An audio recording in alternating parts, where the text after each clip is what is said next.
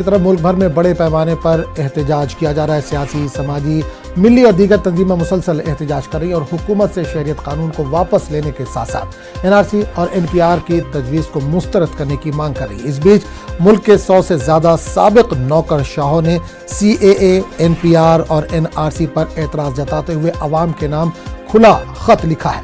تفصیلی خط میں سابق نوکرشاہوں نے لکھا ہے کہ شہریت قانون، NPR اور NRC پر حکومت کے متضاد بیانات نے عوام کو بے چین اور خوفزدہ کر دیا، اس لیے سابق نوکرشاہوں پر مشتمل کنسٹیٹیوشنل گروپ عوام کو حقائق سے واقف کرانا اپنا فرض سمجھتا ہے۔ خط میں CAA، NPR اور NRC ایک دوسرے سے مربوط بتایا گیا ہے۔ عوام کے نام کھلا خط لکھنے والوں میں دہلی کے سابق LG نجیب جنگ، اٹلی میں ہندوستان کے سابق سفیر KP فبین، سابق چیف انفارمیشن کمشنر وجاہت حبیب اللہ، ٹیلی کام ریگولیٹری اتھارٹی کے سابق چیئرمین راہل کھلر سمیت 100 سے زیادہ سابق نوکرشاہوں کے اس خط پر دستخط ہے۔